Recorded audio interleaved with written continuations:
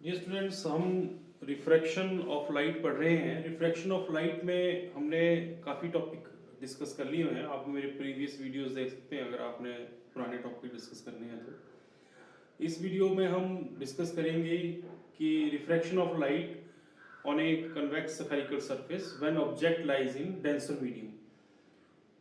तो when object lies in denser medium के दो टॉपिक हैं। उसके बाद हम दो टॉपिक और इसी लेक्चर में डिस्कस कर लेंगे कनकेव स्फेरिकल सरफेस के साथ। उसमें एक बार when object lies in rare medium and दूसरी बार when object lies in denser medium. इससे पहले के दो टॉपिक जो हैं वो हम पिछले प्रीवियस वीडियोस में डिस्कस कर चुके हैं। तो कंटिन्यू करते हैं। तो जो आज का टॉपिक है हमारा वो है रिफ्रैक्शन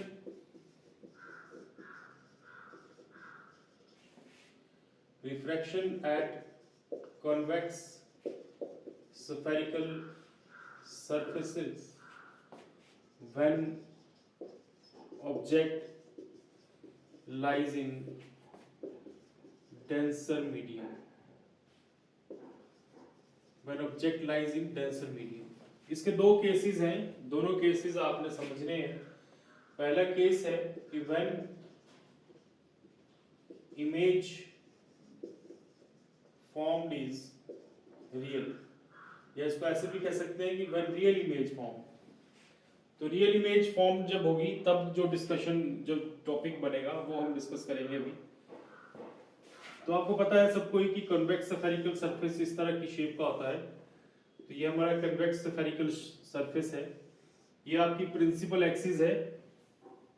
अब इस प्रिंसिपल एक्सिस के ऊपर आपको पता है ऑब्जेक्ट रखना हमने, लेकिन क्योंकि मैंने जैसे कि अभी बताया कि object lies in denser medium, तो ये लेट अस सपोज ये रेयर मीडियम है और ये डेंसर मीडियम है। जिसका रिफ्रैक्टिव इंडेक्स ज्यादा होगा वो मीडियम डेंसर मीडियम कहलाएगा। ठीक है, तो अगर डेंसर मीडियम N2 की बात कर रहे हैं हम, N2 का अगर N2 ज्यादा है तो इसका मतलब ये वाली साइड जो है वो डेंसर मीडियम है। तो हमने ऑब्जेक्ट जो है वो यहाँ पे रख दिया, ये पोल है प्रिंसिपल एक्सिस का, ऑब्जेक्ट यहाँ रख दिया हमने। अब ये आई आपके पास इंसिडेंट रे। ठीक है, तो इंसिडेंट रे, अब आपको पता है कि इंसिडेंट रे जहां पे स्ट्राइक कर रही है यहां से आपने नॉर्मल ड्रॉ करना है।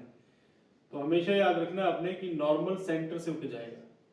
ठीक है, कर्व सरफेस के सेंटर से होके जाएगा नॉर्मल।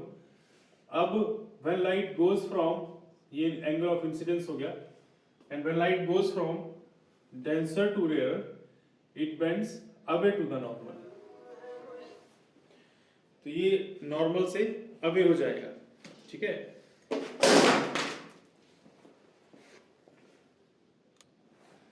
तो light when light goes from denser to rarer it bends away to the normal। ये नॉर्मल से अवे बेंड हुई और इस तरह से ये हमारे पास इमेज बन गई प्रिंसिपल एक्सिस के ऊपर।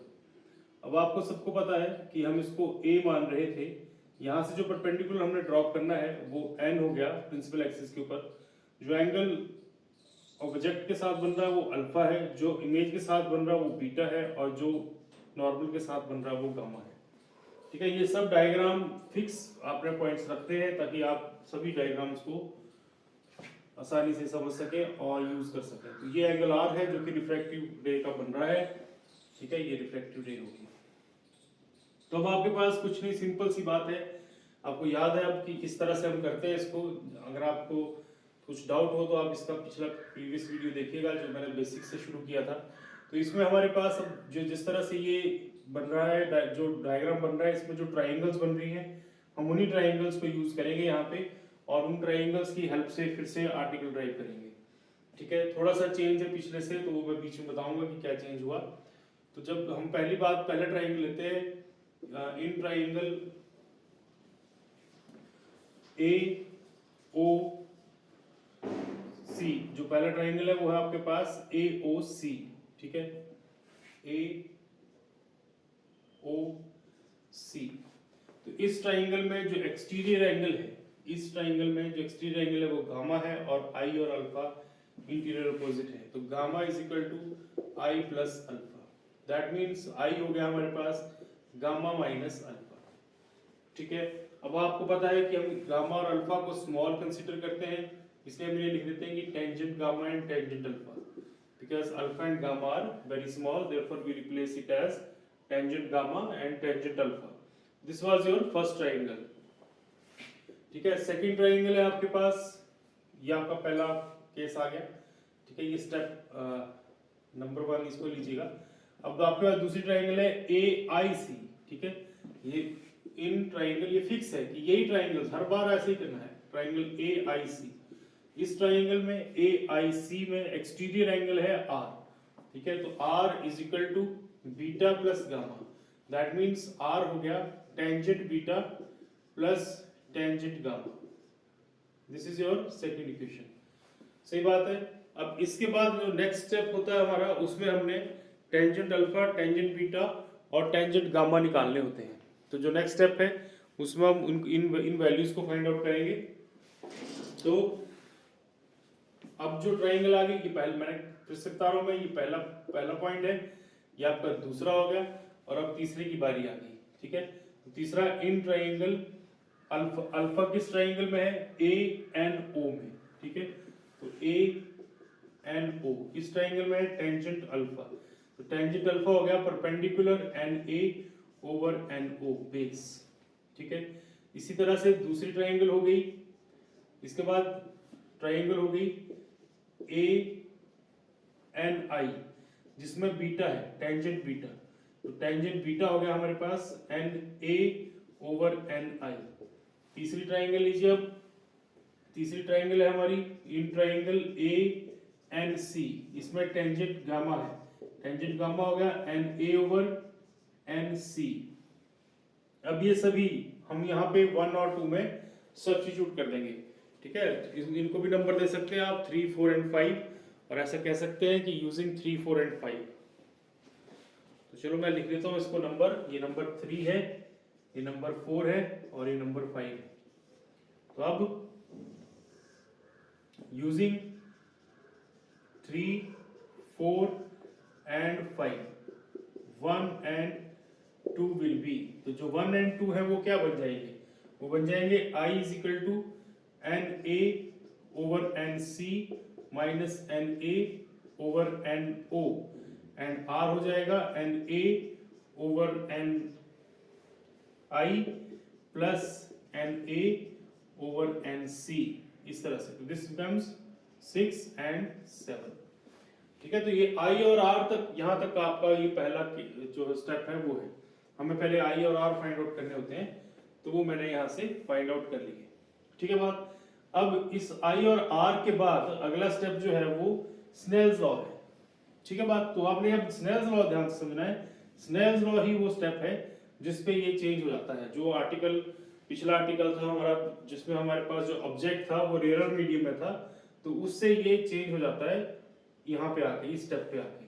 ठीक है, तो यूजिंग स्नेल्स लॉ या according to Snell's law, according to Snell's law. तो स्नेल्स लॉ क्या कहता है हमारे पास, स्नेल्स लॉ कहता है sine of angle into refractive index. तो अब आप ध्यान दें, यहाँ पे रिफ्रैक्टिव इंडेक्स n2 है और साइन ऑफ एंगल है I। ठीक है, पिछले केस में n1 इंटू I होता था, तो यही फर्क है जो यहाँ पिछले और इस आर्टिकल में है। तो यहाँ पे हम ऐसे लिखेंगे n2 into sine I is equal to n1 into sin r, or it can be written as n1I is equal to n2r. Again, I and r are very small, therefore sin I and sin r are taken as I and r. Now substitute this from 6 and 7, we get, हमें क्या मिल गया, n1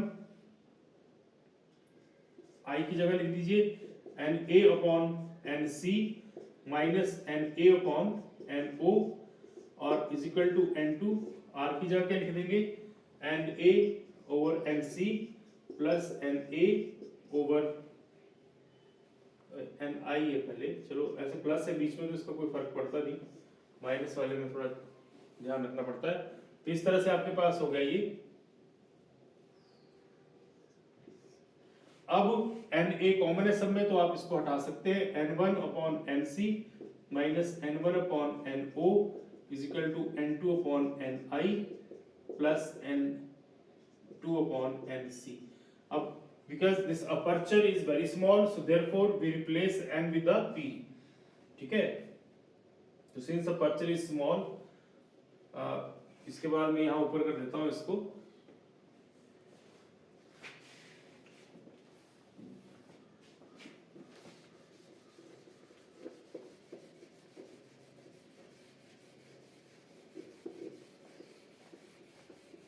अब ये उसके बाद next जो इसके बाद का जो पॉइंट है वो ये यहाँ पे है, ठीक है, कि aperture of lens this surface is very small, ये P is very close to N, therefore NC is equal to PC approximately, NI is approximately PI and NO is approximately PO. So therefore क्या बन गया, N1 upon PC minus N1 upon PO is equal to N2 upon PI plus N2 upon PC. अब जो PC वाले हैं वो एक तरफ कर दो या पहले साइन कन्वेंशन लगा दो। तो यूजिंग साइन कन्वेंशंस क्या बोलती हैं, PC क्या है, देखिए जो इंसिडेंट रे की डायरेक्शन में लोग हैं वो सब पॉजिटिव होंगे, तो सिर्फ एक ही ऐसा है और वो है ये, और जो इंसिडेंट रे से अपोजिट डायरेक्शन में है वो नेगेटिव होंगे, ठीक है। तो U and R will be negative, minus R, and PO is minus U and PI is V. So therefore क्या बन गया, N1 upon R minus N1 upon minus U is equal to N2 upon V plus N2 upon minus R, ठीक है। तो सारे sign conventions भर दिए हमने।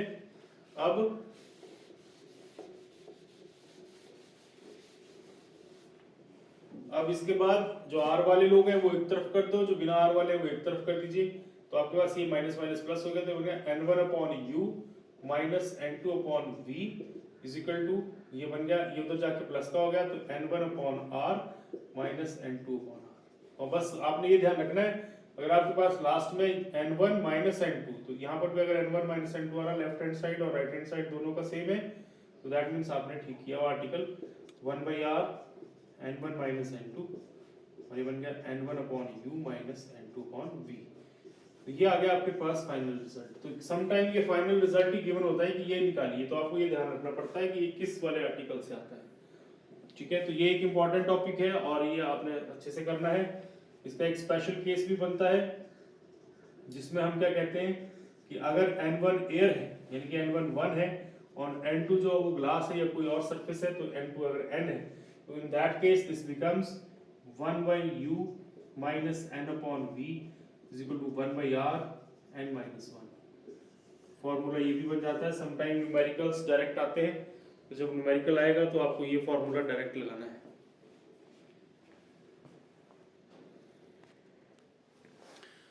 अब इसके बाद हम दूसरा केस करेंगे, इसका case 2, that is when image formed is virtual. तो नेक्स्ट केस 2 है हमारा, when image formed is virtual। तो वर्चुअल इमेज में मैं पूरा आर्टिकल तो ड्राइव नहीं करूंगा, लेकिन आपको मैं बता दूंगा कि किस तरह से सॉल्व होगा ये। ऑलमोस्ट आपको अभी ऐसे भी समझ आ ही गया है ये कि किस तरह से इसको करते हैं। वर्चुअल इमेज में इमेज उसी तरफ बन जाएगी जिस तरफ ऑब्जेक्ट है, ठीक है। तो थोड़ा हमें ऑब्जेक्ट को इस पोल के पास या सेंटर के पास रखना पड़ता है, सेंटर से अंदर की तरफ को, जिससे फिर ये इमेज वर्चुअल हो जाती है। वो करते हैं अभी।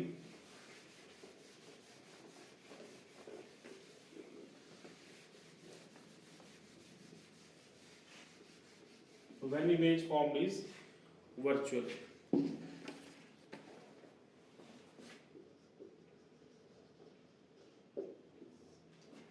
अब फिर से आपके पास उसी तरह से कन्वेक्स स्फेरिकल सरफेस बनाएंगे। ये हो गया हमारे पास कन्वेक्स स्फेरिकल सरफेस, ये प्रिंसिपल एक्सिस हो गई, ठीक है। ये पोल आ गया एक्स वाई। अब आपके पास जो ऑब्जेक्ट है वो आपने क्लोज रखना है थोड़ा इसके पोल के या सेंटर से अंदर की तरफ को। तो इस तरह से रख लीजिए। अब ये हमारे पास लेट अस सपोज यहाँ पे सेंटर है, सेंटर थोड़ा बाहर जैसे ऐसे लेना आपने, ताकि क्योंकि इमेज भी इसी तरफ बनने वाली है और ऑब्जेक्ट भी, तो ऑब्जेक्ट और इमेज दोनों इधर ही बनेंगे। तो ये ले लीजिए ऑब्जेक्ट, ठीक है, सेंटर और पोल के बीच में। अब ये आ गई incident ray. Incident ray normal ये आ गया जो कि सेंटर से होके जाएगा, तो थोड़ा बाहर चला गया, तो यहाँ जैसे ले लीजिए सेंटर। अब ये आपके पास हो गया एंगल आई। अब व्हेन लाइट गोज अगेन, ये n2 है रिफ्रैक्टिव इंडेक्स और ये n1 है, और n2 यहाँ फिर से बड़ा है n1 से, यानी कि ये डेंसर मीडियम है और ये रेयर मीडियम है। When light goes from denser to rare it bends away to the normal, तो ये इस तरह से नॉर्मल से अवे हो गया, ठीक है। When you produce it backward, तो ये जहाँ मिलता है वहाँ इमेज बनती है। ये पॉइंट A है, आपको सबको पता है, ये एंगल R है, ठीक है। ये परपेंडिकुलर ड्रॉ किया आपने, तो ये n हो गया। Now this is alpha, beta and gamma, okay.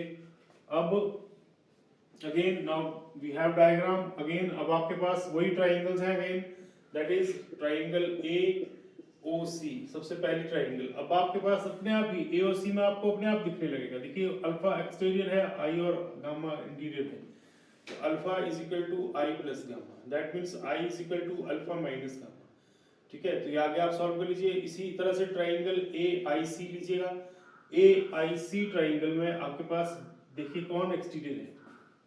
अब AIC में थोड़ा सा आपको ये करना पड़ेगा कि R जो है इसका वर्टिकल अपोजिट बनाना पड़ेगा, क्योंकि ये है, ठीक है ना, R का वर्टिकल अपोजिट। तो दैट मीन्स जो बीटा है वो एक्सटीरियर है इस बार, और R plus gamma interior opposite है, तो R becomes beta minus gamma, that means वही टेंजेंट बन जाएंगे, ये tangent alpha minus tangent gamma I बन जाएगा, और R बन जाएगा tangent beta minus tangent gamma, again 1 and 2, ठीक है। अब इसके बाद अगली जो ट्राइंगल्स है आपके पास, triangle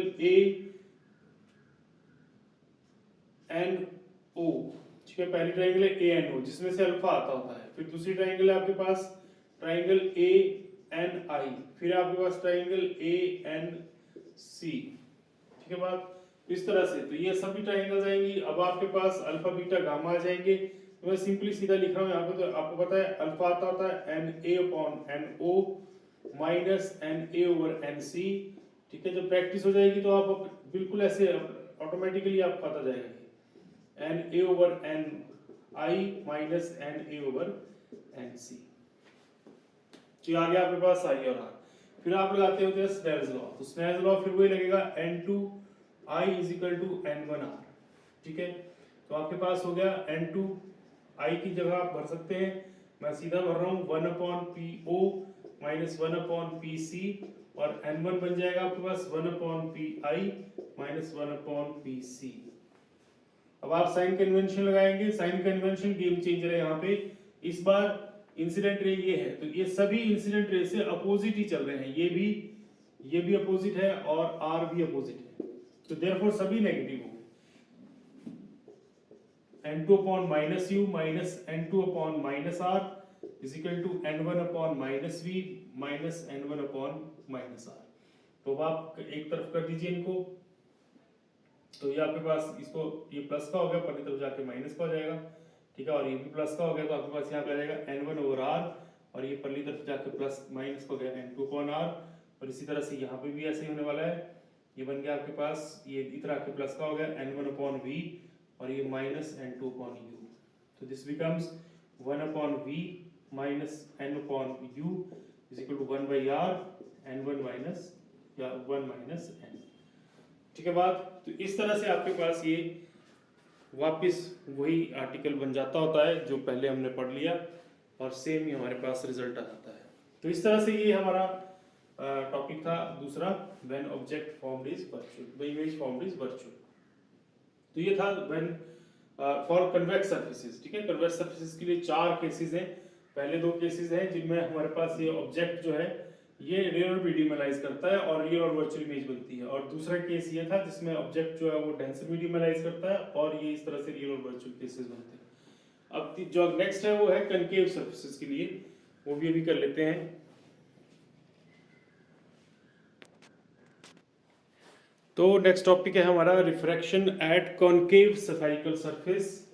now it is concave spherical surface when object lies in rare medium. तो अब रेयर मीडियम में ऑब्जेक्ट लाइज करेगा और सरफेस कॉनकेव हो जाएगा। तो ये होता है कॉनकेव स्फेरिकल सरफेस, इस तरह से। अब इस तरफ रेयर मीडियम, अब फिर से हम इसको N1 ले लेते हैं, इसको N2। तो आपको पता है कि N2 ग्रेटर देन N1 है, इसका मतलब हुआ कि ये डेंसर मीडियम है और ये रेयर मीडियम है। अब ऑब्जेक्ट को लाइज करा दीजिए, जैसे लेट अस सपोज यहाँ ऑब्जेक्ट है, ये इंसिडेंट रे है, ठीक है। अब नॉर्मल बनाइए, ये नॉर्मल हो गया सी। अब इंसिडेंट रे और नॉर्मल दो चीजें बन गई मेरे पास। अब ये बन गया एंगल आई और ये पॉइंट होता है ए, ठीक है। इसको चलो बाद में बनाते हैं पॉइंट ए को। अब व्हेन लाइट गोज फ्रॉम रेडर to denser it bends towards the normal, तो ये नॉर्मल की तरफ को बेंड हुई लाइट। जब आप इसको बैकवर्ड प्रोड्यूस करते हैं तो ये आपके पास इस तरह से आई के ऊपर मिलती है, ठीक है।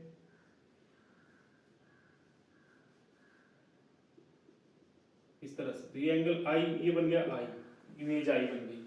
अब ये एंगल अल्फा है, ये एंगल बीटा है और ये एंगल गामा है। ये ए है और ये परपेंडिकुलर ड्रॉप करके एन। अगेन सेम, अब ये आई है, आपको पता है एंगल आई ये पूरा है और ये एंगल आर है। ट्राइंगल वही लेनी है, ट्राइंगल ए ओ सी। सबसे पहले ट्राइंगल है ए ओ सी। ए ओ सी में गामा एक्सटीरियर है, आई और अल्फा इंटीरियर है, तो gamma is I plus alpha, that means I is gamma minus alpha, that means tangent gamma minus tangent alpha, ठीक है। अब ये हो गया। दूसरी ट्राइंगल है आपके पास triangle A I C. Triangle A आई सी में ए आई सी में गामा एक्सटीरियर है इस बार, और फिर से आर को आप वर्टिकल अपोजिट करेंगे तो ये आपके पास आ जाएगा यहाँ पे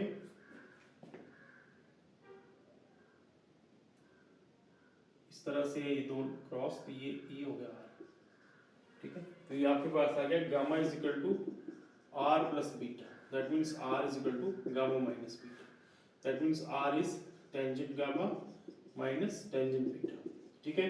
अब आपको पता है आई हो गया। अब अगली ट्राइंगल में गामा अल्फा बीटा सब निकाल लेंगे, तो N A over N C minus N A over N O, सही बात है। अब आपको पता है ना ये किस ट्राइंगल में था, ये ट्राइंगल ए एन ओ में होता है, ये ट्राइंगल ए एन सी में होता है, ठीक है। और गामा बीटा जो है ट्राइंगल ए एन आई में होता है, सही बात। तो वहीं से आपने निकालते गए बारी बारी, इसको भी निकाल दिया, इसको भी निकाल दिया, तो ये आर आ गया N A over N C minus N A over N I, इस तरह से। फिर नेक्स्ट स्टेप में आपके पास स्नेल्स लॉ लगेगा। स्नेल्स लॉ क्या बोलता है, n1 इंटू रिफ्रैक्टिव इंडेक्स, यानी कि आई, इस बार आई है इधर, और n2 is equal into n2 into R, n2 into R. तो बस ये आप वैल्यू भरोगे और आपके पास अगेन रिलेशन आ जाएगा इसका। तो इसका फाइनल रिजल्ट है वो लिखते हैं, या फिर चलो मैं इसको कर देता हूँ ऐसे, तो n1 आई की वैल्यू भर देते हैं, तो ये आपके पास मैं सीधे ही भर रहा हूँ pc minus n1 upon po is equal to n2 upon pc minus n2 upon pi। फिर साइन कन्वेंशन लगाएंगे अगेन। ये इंसिडेंट रे थी, सभी लोग इंसिडेंट रे से अपोजिट है, दैट मीन्स अगेन ये सभी नेगेटिव होने वाले हैं, तो ये v और ये u, ये सभी नेगेटिव होने वाले का मतलब हुआ कि n1 upon minus R minus n1 upon minus u is equal to n2 upon minus R and minus n2 upon minus v, ठीक है। तो ये बन गया, ये प्लस हो गया तो n1 अपॉन u, और ये भी प्लस हो गया लेकिन इस तरफ आया तो माइनस हो गया n2 अपॉन v, और इधर ये परली तरफ जाके प्लस का हो गया n1 upon r minus n2 upon r। तो दैट मीन्स फाइनल रिजल्ट क्या आ गया मेरे पास, n1 upon u minus n2 upon v is equal to n1 minus n2 over r। तो ये सही बात है। तो सिंपल, ऐसा कुछ मुश्किल नहीं है, बस थोड़ा सा समझने की बात है। थोड़ा सा एक बार आपको इसकी अंडरस्टैंडिंग बन गई तो कोई मुश्किल टॉपिक नहीं है ये।